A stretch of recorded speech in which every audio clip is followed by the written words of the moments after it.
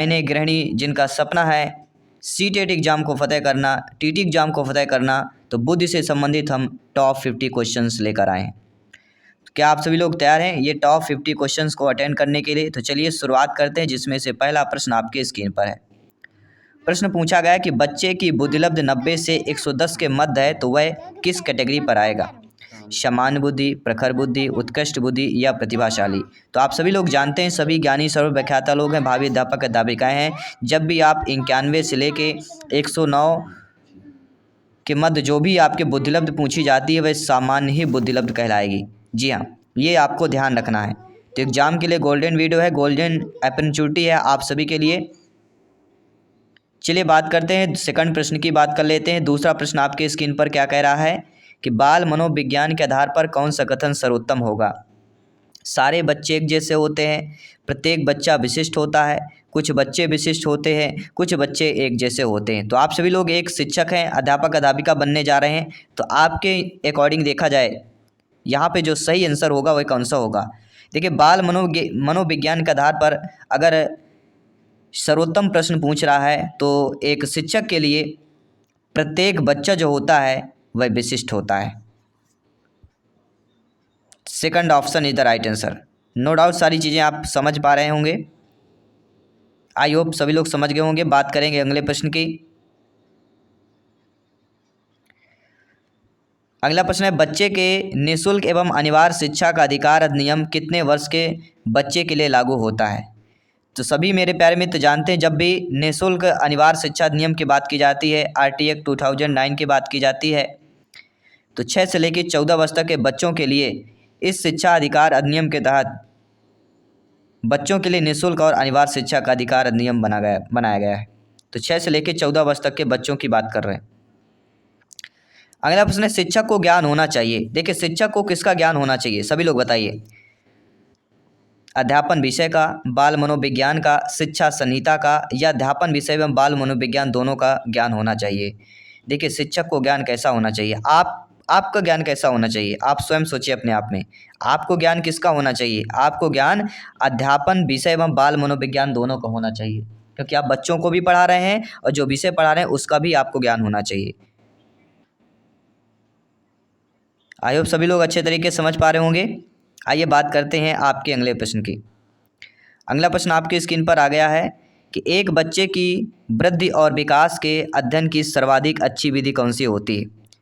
देखिए, कोई भी बच्चा होगा, उसके वृद्धि और विकास के सर्वाधिक अध्ययन की अच्छी विधि क्या वह मनोविश्लेषण विधि है, तुलनात्मक विधि है, विकासी विधि है, या सांख्यिकी विधि हो जाएगी?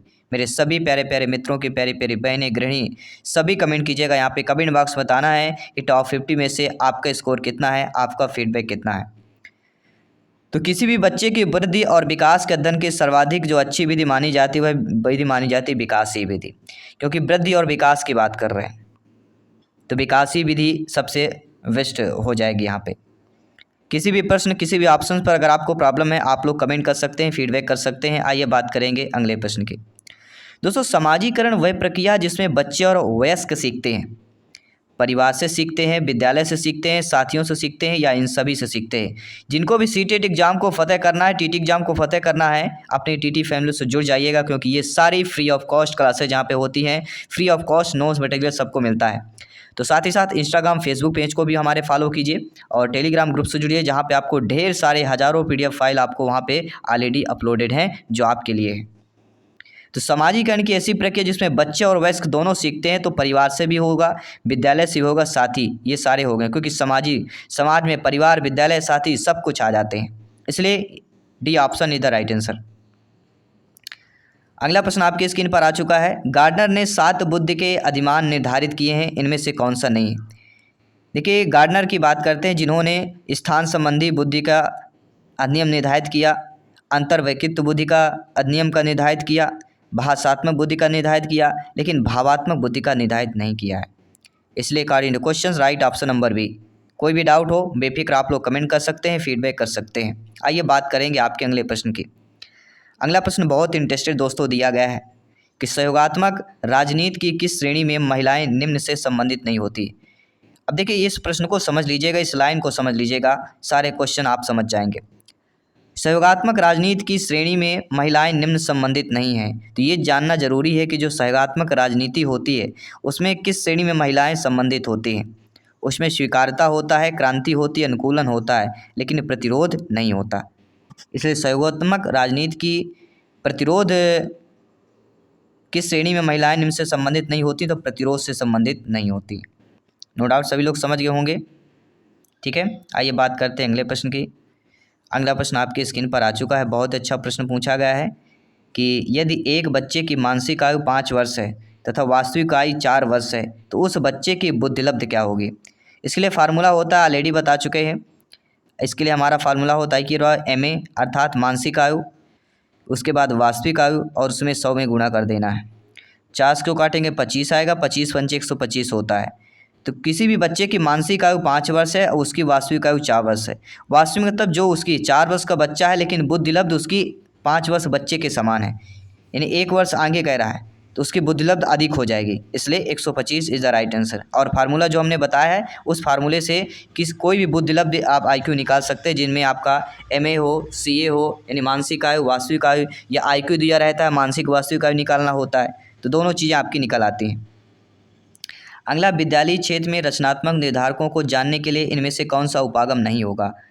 देखिए, ये जानना जरूरी है आप सभी के लिए कि विद्यालय क्षेत्र में रचनात्मक निर्धारकों को जानने के लिए कौन सा उपागम है, जिसमें आपका वार्तालाप कौशल होता है, परियोजना कार्य होता है, मौखिक प्रश्न होते हैं। ये तीनों ऐसे ऑप्शन हैं जो विद्यालयी क्षेत्र में रचनात्मक निर्धारकों के लिए जानने के लिए उपागम होते हैं। लेकिन एक बहुविकल्पी जो प्रश्न होता है यह विद्यालयी क्षेत्र में रचनात्मक निर्धारकों के जानने के लिए उपागम नहीं होता है, इसीलिए यही तो पूछा जा रहा है। तो अकॉर्डिंग टू क्वेश्चन हमारा बी ऑप्शन यहाँ पे सही हो जाएगा। तो नो डाउट सारी चीज़ें आपकी क्लियर हो गई हैं। आइए बात करते हैं अगले प्रश्न की। अगला प्रश्न है कि मनोविज्ञान शिक्षा का आधारभूत विज्ञान है, यह किसने कहा है। स्टेटमेंट सभी को पता, परिभाषाएं पूछी जाती हैं। तो मनोविज्ञान शिक्षा का आधारभूत विज्ञान है, किसने कहा है, आपके स्कनर ने कहा है, नोट कर लीजिएगा। इसके बाद बात करते हैं अगले प्रश्न की कि आधुनिक मनोविज्ञान का अर्थ क्या होता है। आधुनिक मतलब जो अब का चल रहा है, 19वीं सदी का जो चल रहा है मनोविज्ञान, इसका अर्थ क्या होता है। मन का अध्ययन, आत्मा का अध्ययन, शरीर का अध्ययन या व्यवहार का अध्ययन।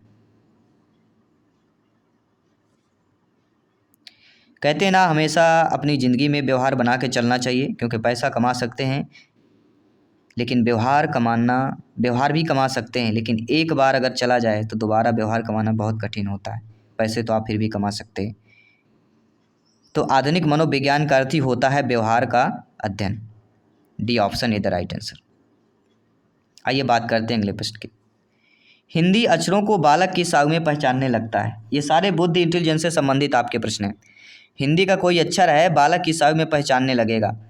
3 वर्ष, 4 वर्ष, 5 वर्ष, 6 वर्ष। कि ये का लिखा हुआ है, ये खा लिखा हुआ है, ये अंगा लिखा हुआ है, ये 4 चम्मच लिखा हुआ है। बच्चा किस आयु में पहचानने लगता है।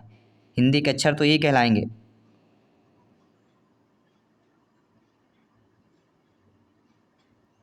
तो बच्चा जब लगभग कह सकते हैं पहली क्लास में जाता है, या लगभग कह सकते हैं 5 वर्ष में बच्चा जो है हिंदी अक्षरों को जो है पहचानने लगता है।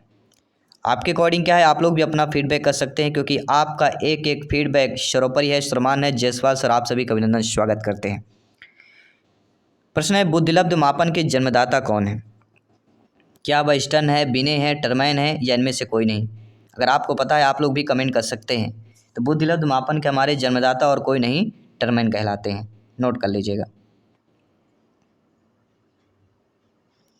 आइए बात करते हैं अगले प्रश्न की। अगला प्रश्न है, एलेक्सिया क्या होता है। क्या वह पढ़ने की क्षमता है, लिखने की, सीखने की, सुनने की। ये जो 4 अक्षमताएं हैं, 4 अक्षमताएं से एक प्रश्न आएगा, अपने दिमाग में नोट कर लीजिएगा एग्जाम में। लेकिन अगर आपका एलेक्सिया पूछा जाता है तो वह एलेक्सिया क्या किससे संबंधित होता है, पढ़ने संबंधी हो जाता है एलेक्सिया। डिस्ग्राफिया होता है लिखने संबंधी हो जाता है। ठीक है, तो ये ऐसी क्वेश्चंस है जो पूछे जाते हैं आपके एग्जाम के, जैसे इंपॉर्टेंट है सारे क्वेश्चंस। अगला है, शिक्षा मनोविज्ञान की उत्पत्ति का वर्ष कौन सा माना जाता है। तो लगभग सभी लोग जानते ही होंगे, क्या माना जाता है, 1900। जी हाँ, शिक्षा मनोविज्ञान की उत्पत्ति का वर्ष 1900 माना जाता है। अगला प्रश्न है दोस्तों, पियाजे जी की औपचारिक संक्रियात्मक अवस्था किस आयु अवधि तक मानी जाती है। देखिए, जीन पियाजे जी ने 4 अवस्थाएं बताई हैं, आप सभी लोग परिचित होंगे। पहली अवस्था होती है जन्म से लेके 2 वर्ष,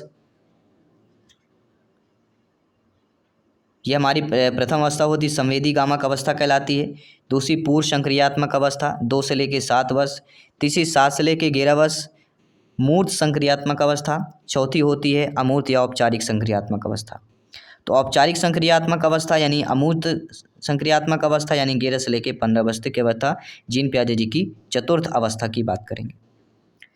दोस्तों, जड़ बुद्धि वाले बालक की बुद्धिलब्ध कितनी होगी? जो बालक होंगे जिनकी बुद्धिलब्ध जड़ बुद्धि कहलाती है, और ऐसे बालकों को किस श्रेणी में रखा जाता है? तो 71 से कम में रखा जाता है। बुद्धिलब्ध जिनकी 71 से कम है, ऐसे बालक को जड़ बुद्धि बोला जाता है या जड़ बुद्धि कैटेगरी पर रखा जाता है। अगला प्रश्न देखिएगा। अगला प्रश्न है, गर्भ में बालक को विकसित होने में कितने दिन लगते हैं? कोई भी बालक है उसको गर्भ में विकसित होने में लगभग कितने दिन लगते हैं? 150, 280, 390 या 460? सभी बताइएगा। तो आप सभी लोग जानते हैं, कोई भी बालक उसको गर्भ में विकसित होना है तो उसके लिए मिनिमम एवरेज जो है 280 डेज, जी हाँ 280 दिन जो है लग जाते हैं। और अगला क्वेश्चन बहुत इंपॉर्टेंट है कि नवजात शिशु का भार कितना होता है? 6, 7, 8, 9 पाउंड में अगर पूछा जाता है तो लगभग एवरेज जितना माना गया है, एवरेज 7 पाउंड माना गया है। जी हाँ, नवजात शिशु का भार एवरेज जो है 7 पाउंड के बराबर माना गया है।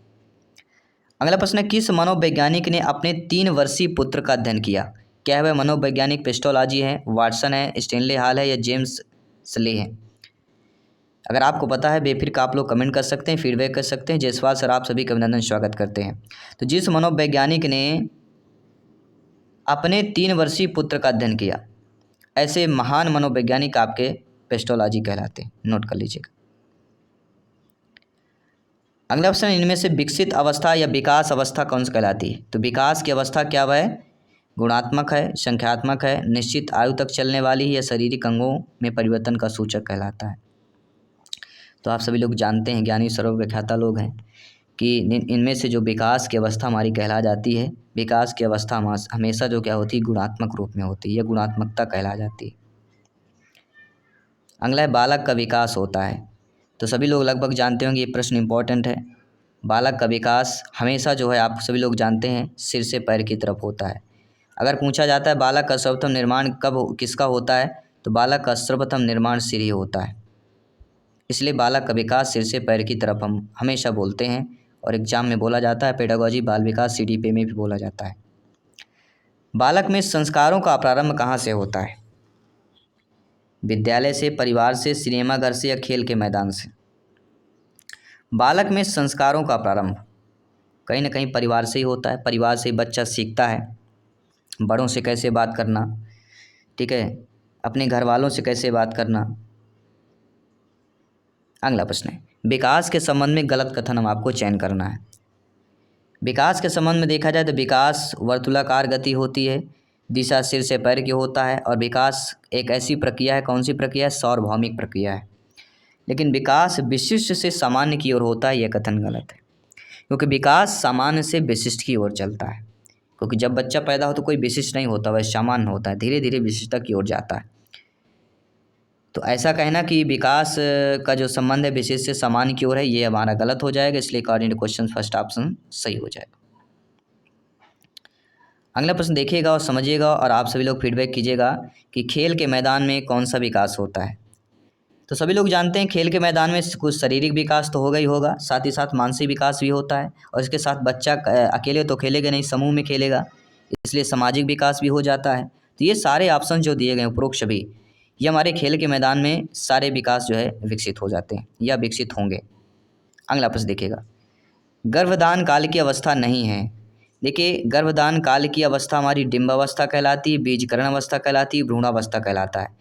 लेकिन जो शैशवावस्था होता है, ये गर्भाधान काल की अवस्था नहीं होती, ये इसके बाद की अवस्था होती है। जब बच्चा धरती पर आ जाता है, जब बच्चा जो है पैदा हो जाता है, तब के बाद की अवस्था शैशवावस्था कहलाती है। शैशवावस्था, बाल्यावस्था, किशोरावस्था, प्रौढ़ावस्था, ये सारी ऐसी अवस्थाएं हैं, और इन सभी अवस्थाओं से भी प्रश्न आने वाला है। जी हाँ, जितने आपके शैशवावस्था, बाल्यावस्था, किशोरावस्था, इन तीनों से प्रश्न इंपॉर्टेंट आने वाले हैं।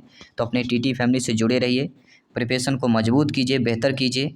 अगला प्रश्न है कि गर्भ में संतान सर्वाधिक प्रभावित होता है। माँ के पोषण से, माँ के टीवी देखने से, आस पड़ोस से या पूर्वजों से। कह सकते हैं प्रश्न आपको इजीली लगते होंगे, लेकिन ये सारे प्रश्न रिपीट हो सकते हैं, एक नए तरीके से पूछे जा सकते हैं, कुछ और इसमें मैसेज जोड़ा जा सकता है। तो घर में संतान सर्वाधिक प्रभावित होता है माँ के पोषण से, क्योंकि कहते हैं अगर माँ सुरक्षित तो जच्चा बच्चा दोनों सुरक्षित। यानी माँ जो खाएगी पिएगी वह सारी चीज़ें बच्चे पर असर करती हैं। यह आपने हमेशा कहा होगा, सुना होगा, सारी चीज़ें आप अच्छे तरीके से जानते भी हैं। अगला प्रश्न है, मानव जीवन की मनोभौतिक एकता क्या कहलाती है? मन तथा शरीर का विकास, शरीर तथा हड्डियों का विकास, शरीर तथा हृदय का विकास, आत्मा तथा मांसपेशियों का विकास। देखिए मानव जीवन यानी हमारे जीवन में मनोभौतिकता एकता क्या कहलाएगी? तो जो हमारी मनोभौतिक एकता होती है उसी को हम क्या बोलते हैं? मन तथा शरीर का विकास। जी हाँ, मानव जीवन की जो मनोभौतिक एकता होती है कि मन तथा शरीर का विकास दोनों होता है, ये भौतिक एकता है। 2 से लेके 5 वर्ष की आयु क्या कहलाती है बच्चे की? शैशवावस्था, बाल्यकाल, उत्तर बाल्यावस्था या किशोरावस्था। देखिए बाल्यावस्था जो होती है वह 6 से लेके 12 वर्ष तक होती है। उत्तर बाल्यावस्था 9 से लेके 12 वर्ष तक होता है। पूर्व बाल्यावस्था 6 से लेके 9 वर्ष तक होता है। और किशोरावस्था जो होता है 12 से लेके 18 वर्ष तक होता है। इसलिए शैशवावस्था की अवधि 2 से 5 वर्ष हो जाएगी, वह हमारी शैशवावस्था की अवधि कहला जाएगी। अगला, गर्भ में सर्वप्रथम निर्माण होता है, तो हमने क्या बताया था कि बच्चे का विकास कहाँ से होता है? सिर से पैर की तरफ होता है। इसलिए गर्भ में भी सर्वप्रथम निर्माण सिर का ही होता है। बी ऑप्शन इधर ऑलरेडी आप लोगों का सही हो जाएगा। आइए बात करते हैं अगले प्रश्न, प्यारे प्रश्न की बात कर लेते हैं। बालक के सिर एवं मस्तिष्क का सर्वाधिक विकास किस अवस्था में होता है? प्रौढ़ावस्था, शैशवावस्था, किशोरावस्था या बाल्यावस्था में होता है? सभी कमेंट कीजिएगा। तो बालक के सिर एवं मस्तिष्क का सर्वाधिक विकास जो होता है वह आपके शैशवावस्था में होता है। B option is right answer, note कर लीजिएगा। अगला प्रश्न है, जन्म के समय शिशु में कितनी हड्डियां होती हैं? आपने पढ़ा होगा 206 हड्डियां, आपने पढ़ा होगा 270, आपने पढ़ा होगा 220, आपने पढ़ा होगा 230, लेकिन आपने जो सही सुना होगा वह जन्म के समय शिशु की हड्डियां कितनी होती? 270 होती जन्म के समय। अगला प्रश्न देखिएगा। अगला प्रश्न है, बीजावस्था कहा गया है, तो सभी लोग जानते हैं जो हमारा 0 से लेकर 2 सप्ताह का अवस्था होता है वह बीजावस्था का समय कहा जाता है, बीजावस्था उसको बोला जाता है। अगला प्रश्न देखिएगा। अगला प्रश्न हमारा स्क्रीन पर आ चुका है कि बालक अपनी माँ को पहचानना प्रारंभ कर देता है 6 माह, 8 माह, 9 माह या 3 माह में। तो आप सभी लोग जानते हैं बालक अपनी माँ को पहचानना कब से प्रारंभ कर देता है? जब बच्चा 3 मंथ का होता है, 3 माह का बच्चा जब हो जाता है तो वह अपनी माँ को जो है पहचानना शुरू कर देता है। फिर धीरे धीरे अपने परिवार फैमिली को पहचानना शुरू कर देता है। अगर आप अक्सर देखे होंगे बच्चा ऐसा होता है घर परिवार में किसी एक के शख्स के पास जो है हमेशा चला जाता है, उससे ज़्यादा लाड प्यार होता है, उससे ज़्यादा जानता पहचानता है। परिवार में एक शख्स ऐसा होगा, कितना ही बच्चा रो रहा होगा लेकिन उस शख्स के पास जाएगा बच्चा शांत हो जाता है। तो बच्चा जो है उस व्यक्ति से ज़्यादा प्रभावित होता है, जानना पहचान उसकी ज़्यादा हो जाती है। अगले प्रश्न की बात करेंगे दोस्तों। बालक जो है ज़मीन पर से अपने पसंद की वस्तु उठा लेता है, आपके अनुसार उस बालक की आयु क्या होगी? यानी बच्चे को बोला जाए आपका जो मन पसंद हो उठा लो, खेलो कूदो, खाओ पियो, तो उस बच्चा जो है किस आयु पर होगा जो बच्चा अपनी मन पसंद की वस्तु उठा ले सकता है? क्या वह आयु 12 से 13 माह है, 5 से 6 माह है, 3 से 4 माह है या 8 से 9 माह का है? तो अक्सर देखे होंगे बच्चा जब धीरे धीरे खिसकने लगता है, रेंगना शुरू करेगा, खड़ा हो जाएगा दीवार में, किसी वस्तु को पाकर खड़ा हो जाएगा, कुर्सी मेज टेबल। लेकिन जब बच्चा धीरे धीरे चलने लगता है तो कहीं ना कहीं बच्चा पहचान, आप बोलेंगे बॉल ले आओ, ये चीज़ लाओ, वो चीज़ लाओ, तो बच्चा पहचान लेता है, ले आता है। तो कह सकते हैं 8 से 9 माह। तो बालक ज़मीन पर से अपने पसंद की वस्तु 8 से 9 माह में उठा लेता है, वह जानने लगता है, पहचानने लगता है कि मुझे ये वस्तु चाहिए, मुझे ये वस्तु अच्छी लगती है। ठीक है, इसके बाद हम बात करेंगे प्रश्न की कि बालक के जन्म के समय शिशु के मस्तिष्क का भार कितना होता है? जी हाँ, एक बच्चे के मस्तिष्क का भार कितना होगा? 300 ग्राम, 350 ग्राम, 400 ग्राम या 450 ग्राम हो जाएगा। तो आप सभी लोग जानते हैं बालक के जन्म के समय शिशु के मस्तिष्क का अगर भार पूछा जाता है तो वह दोस्तों हो जाएगा 350 ग्राम, जन्म के समय यहाँ पे अगर पूछा जाता है। और कई बार ये प्रश्न आपका पूछा भी गया है, रिपीट भी हुआ है। अगला प्रश्न आइए आप देखते हैं स्क्रीन पर। दोस्तों, सीखने का आदर्श काल माना गया है क्या वह आपका शैशवावस्था है, बाल्यावस्था है, किशोरावस्था है या आपका वह प्रौढ़ावस्था हो जाएगा।